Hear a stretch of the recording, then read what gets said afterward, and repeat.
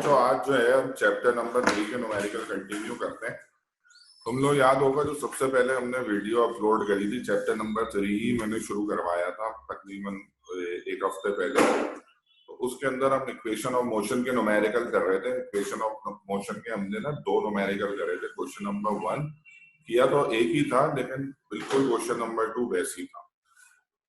उसके बाद आज हम वहीं से शुरू करते हैं। जब तुम अपने वर्कबुक के पेज नंबर 32 के ऊपर आओगे ना, तो पेज नंबर 32 का तुम्हें क्वेश्चन नंबर 5 मिलेगा। और क्वेश्चन नंबर 5 जो है वो भी सेम क्वेश्चन है, बिल्कुल वैसे ही जैसा आपके पास क्वेश्चन नंबर 1 और 2 था। देखो क्या कह रहे हैं, मैं जस्ट हिंट दे रहा हूँ, करना आप नहीं है कुछ। A car start from rest, move with a constant acceleration during the 6 second of its motion. It's covered a distance of 49 meter. Calculate the acceleration and total distance covered by the car during this time. तो अगर जैसे question number 1 था, उस question number 1 में लिखा हुआ था तुम्हारे पास during 10 second of its motion. यहाँ पे सिर्फ वर्ड को वैल्यू चेंज हुई है और ड्यूरिंग 6 सेकेंड ऑफ मोशन है। तो ये भी ना सेम क्वेश्चन है as question number 1।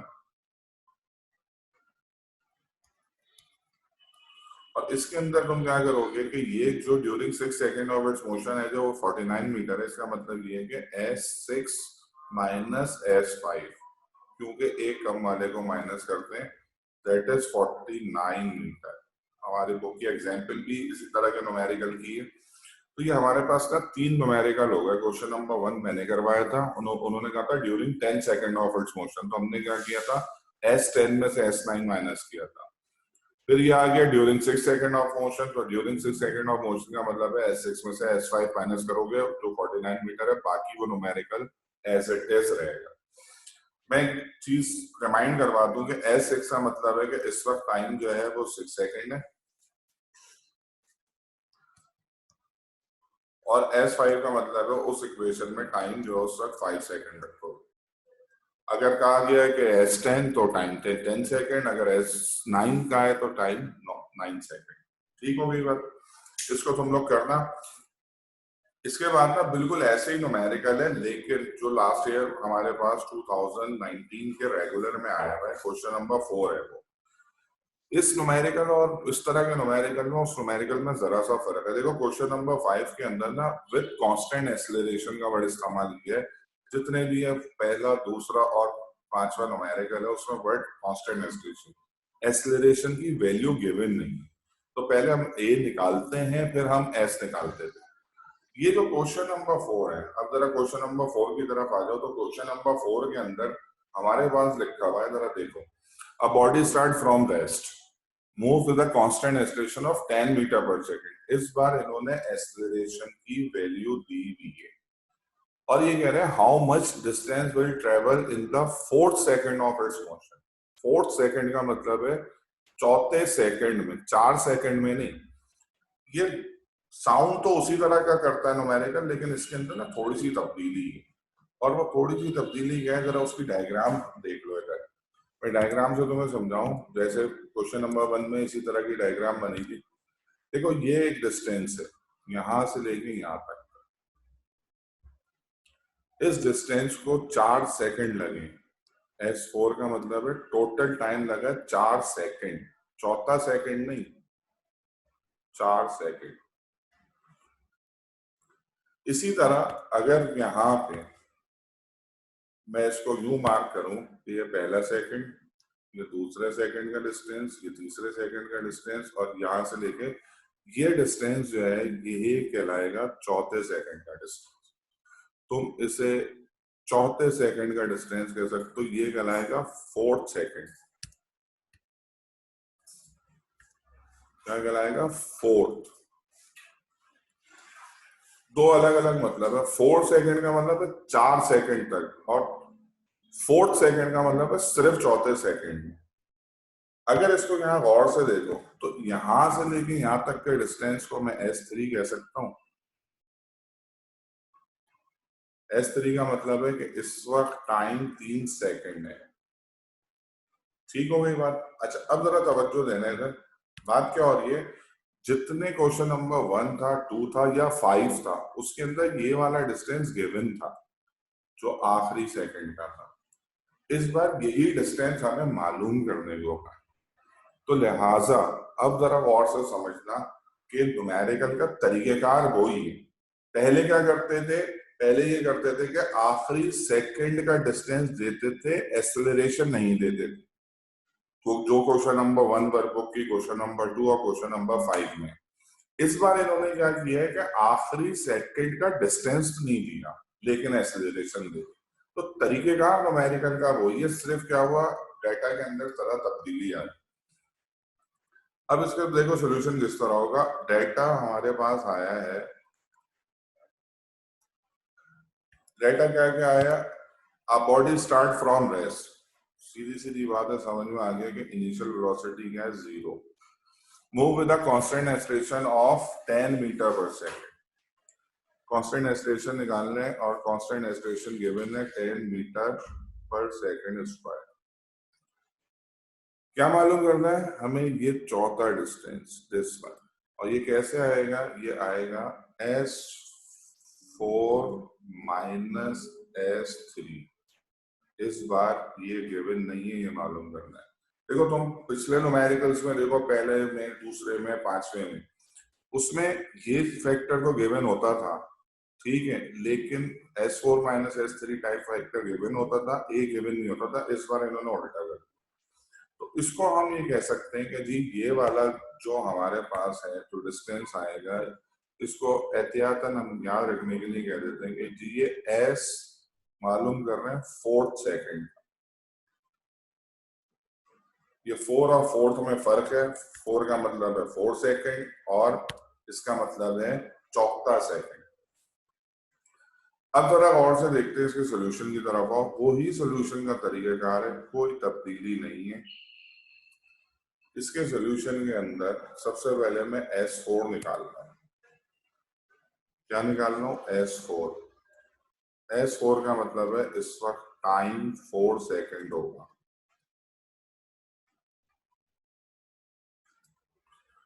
Simple equation of motion हम चूज करते हैं। इक्वेशन ऑफ मोशन हमारे पास हुई S is equals to VIT plus half AT square. अगर इसको मैं S4 कह रहा हूं तो टाइम 4 सेकंड पुट करूंगा। S4 is equals to VI 0 है तो ये पूरी टर्म 0 प्लस हाफ, ए हमें पता है कितना 10, ए हमारे पास है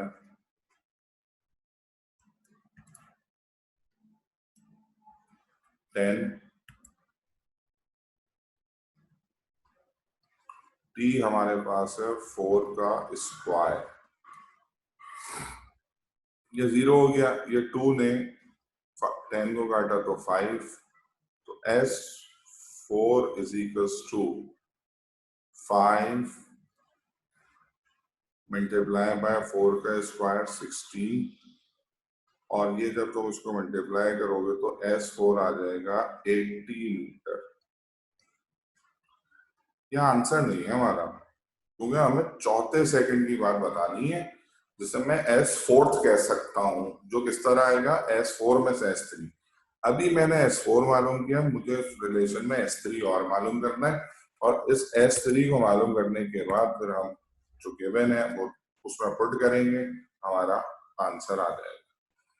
अब मैं मालूम कर रहा हूं S3। S3 मालूम करने के लिए क्या करना पड़ेगा कि टाइम 3 सेकंड रखना पड़ेगा।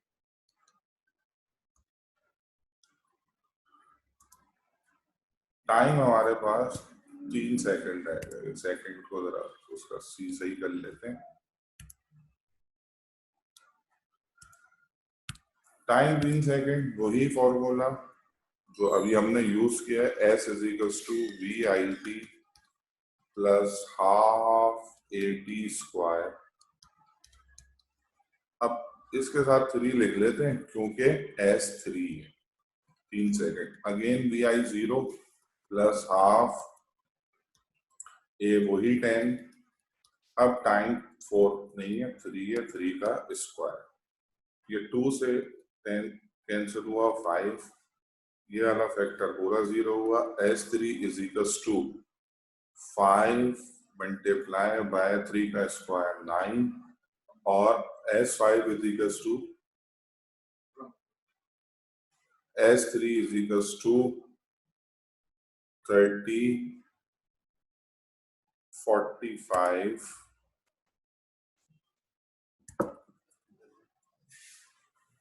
45 मीटर।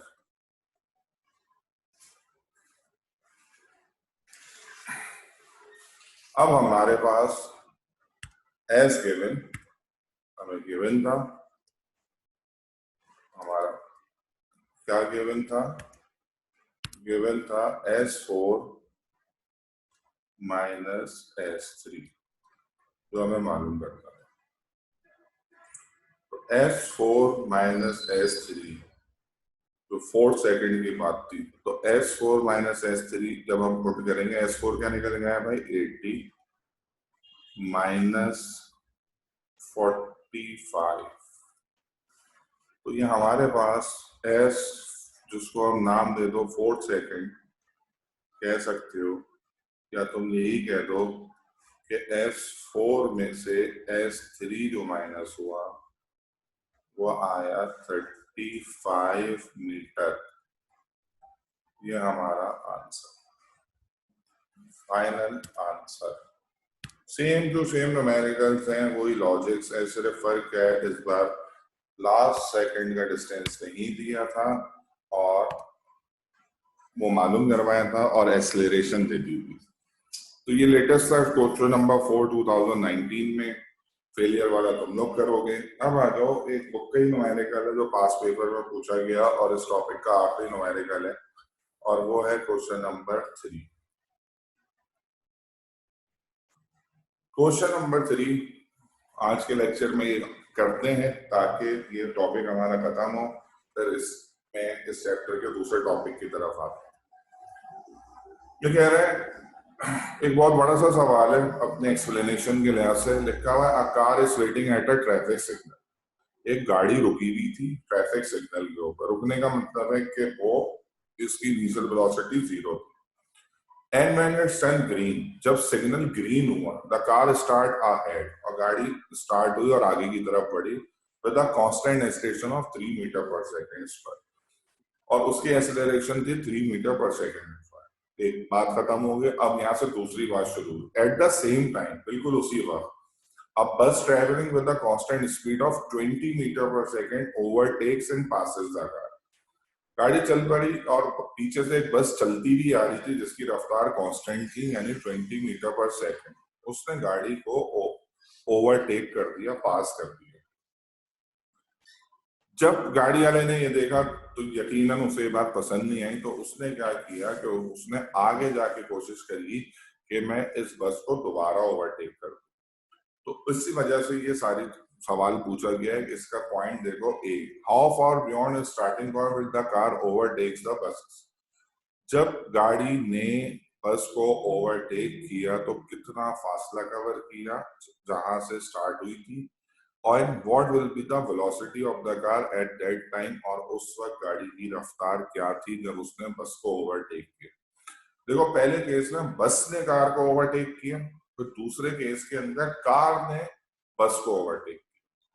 और हमसे जो सवाल पूछा जा रहा है वो बस के मुतालिक नहीं पूछा जा रहा, हमसे सवाल जो पूछा जा रहा है वो कार के मुतालिक पूछा जा रहा है कि कार ने कितनी दूर उस सिग्नल से या उस स्टार्टिंग पॉइंट से कितना फासले के बाद बस को ओवरटेक किया और उस वक्त उसकी रफ्तार क्या थी। बहरहाल इसके लिए बहुत आसान हल ये कि भाई इसके अंदर जो डेटा बनाओ ना वो अलग अलग करके बनाओ। आसान बात करो। एक डेटा ना हम ये अलग अलग कर लेते। सबसे पहले हम डेटा बनाते हैं कार का, इससे ना काम आसान हो जाएगा। सोल्यूशन भी हम अलग अलग करेंगे।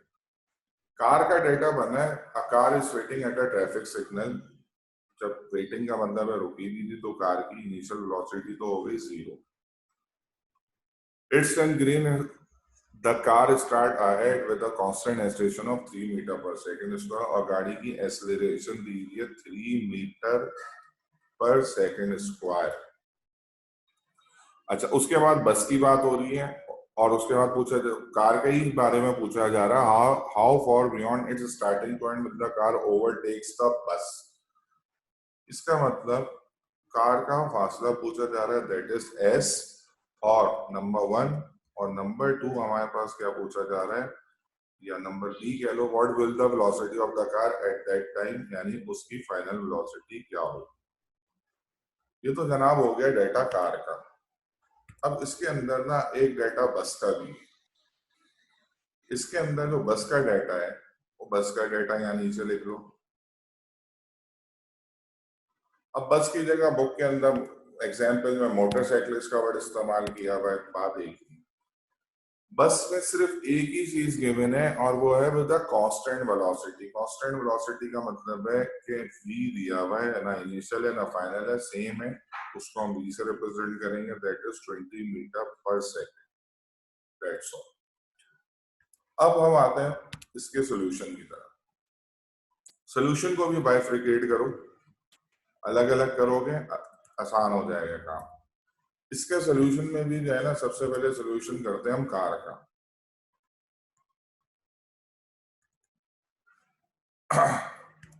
देखो, सबसे इंपॉर्टेंट चीज है, जितनी भी इन्होंने सिचुएशन हमें दी है कि पहले उसने उसको ओवरटेक किया, फिर उसने उसको ओवरटेक किया, उसकी एक्सेलरेशन ये थी, उसकी कांस्टेंट स्पीड ये थी, इन तमाम बातों में ना एक चीज मिस हो गई है जो उन्होंने दी नहीं है, वो है टाइम।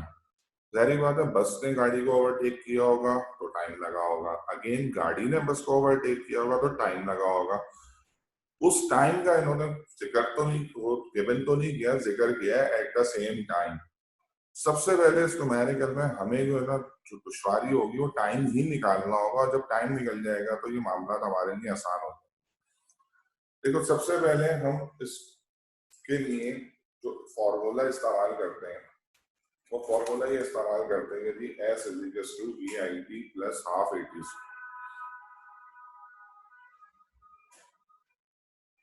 क्यों कर रहे हैं जरा देखो, कोई भी फॉर्मूला ऐसा नहीं है कि जिसके मुताबिक ये डेटा पूरा हो।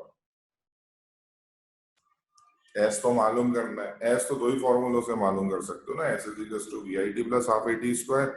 यहाँ और से देखो, वी आई तो गिवन है, ए गिवन है, टी नहीं है। अगर 2as की तरफ जाते हैं तो वो V F square minus V I square, तो उसके अंदर भी बी एफ गिवन नहीं है। तो लिहाजा यहाँ पे जरा देखते हैं करते क्या है। देखो, इसमें वैल्यूज पुट करना शुरू करो। S is equal to V I क्या है, 0, तो ये पूरी टर्म 0 हो गई, प्लस हाफ ए क्या है, 3, टी क्या है पता ही नहीं है, टी स्क्वायर। ये 2 से 3 कट कैंसिल हो गया, तो एस इज इक्वल टू ये आ गया 1.5 टी स्क्वायर। ये हमारे पास, इसको तुम डब्बे में करो बंद और इसको कह दो इक्वेशन नंबर 1। देखो, एस पता चल जाता ना, अगर टी पता होता, टी है नहीं हमारे पास। अब इसके लिए ना टी के लिए थोड़ी सी जद्दोजहद करते हैं। कार का काम हमारे पास जो डाटा था उसको हमने इस्तेमाल कर लिया। अब इसके सोल्यूशन में करो बस, जो बस के हवाले से भी दिया हुआ है कुछ। बस में से जाहिर बात है एक ही चीज दी है, वी, और वी का फॉर्मूला इक्वेशन ऑफ मोशन में जो भी है वो S is equal to V T है बस। तो S is equal to V हमारे पास दिया हुआ दैट इज 20, टी हमें पता ही नहीं, तो ये टी हो गया, तो ये हो गया S is equal to 20 T. इसको मार्क कर दिया इक्वेशन 2। अब देखो जरा सिचुएशन क्या बन के आ रही है, सिचुएशन ये बन के आ रही है भाई कि बस वाले एस निकला 1.5 टी स्क्वायर, और सॉरी कार वाला वो एस निकला 1.5 टी स्क्वायर, बस वाला जो एस निकला वो 20 टी। टी वेरिएबल अननोन अभी तक है, लेकिन अगर गौर से देखो तो इक्वेशन 1 और इक्वेशन 2 कंपेयर हो सकती है, क्योंकि इक्वेशन 1 का भी लेफ्ट हैंड साइड एस है और इक्वेशन 2 का भी लेफ्ट हैंड साइड एस है। तो लिहाजा हम इसको क्या करते हैं, बाय कंपेयरिंग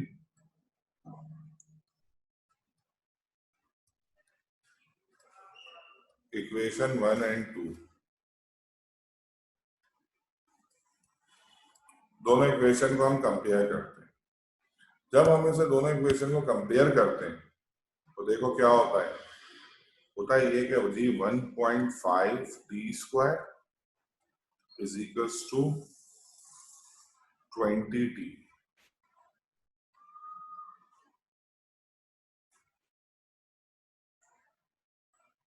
अब 1.5 टी स्क्वायर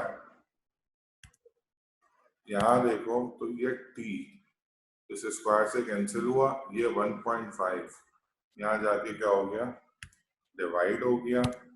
तो हमारे पास देखो टी निकल के आ गया जो इस सब के लिए बहुत जरूरी था, और वो था 20 डिवाइडेड बाय 1.5, और ये टी इज इक्वल्स टू, जब हम उसे डिवाइड करेंगे तो ये आ जाएगा 13.33 सेकेंड। ठीक है, अब करना क्या है, बहुत सिंपल सी चीज। अब करना ये है जनाब, कार की चीजें अननोन थी, ठीक, कार की चीजें हमें मालूम करनी थी। तो कार के लिए अब जब टी निकल आया ना, तो टी जो है वो इक्वेशन नंबर 1 में पुट कर दोगे तो एस हमारे पास निकल आएगा। चाहो तो 2 में भी पुट करो, आंसर सेम आता है। बेहतर बात ये कि एस जो है वो कार वाले में पुट करो, क्योंकि कार ही के डिस्टेंस हमसे पूछा था। यहाँ पे हम इसको कर देते हैं जी put in equation number 1, put the value of T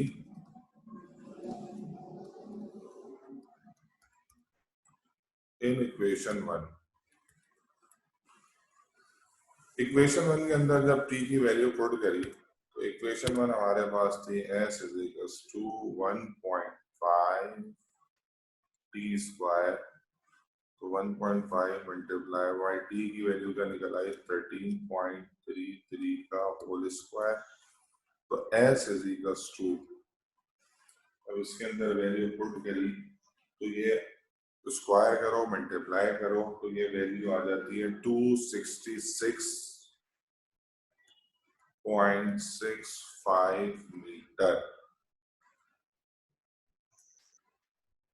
यह आ गया हमारे पास पहला आंसर। दो चीजें अननोन थी, ये आंसर नंबर 1 हो।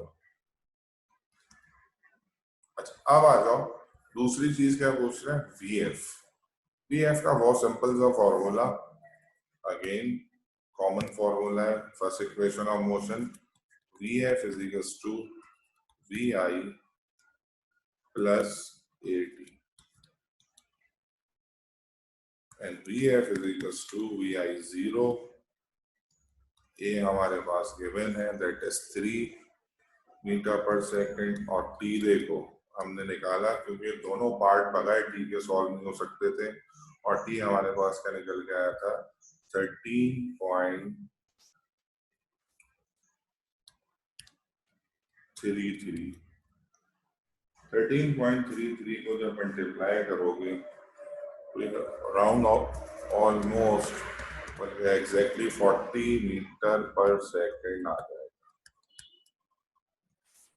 अगर किसी का 39.99 आया तो इसका मतलब वो राउंड ऑफ करके 40 ही लिखा जाए।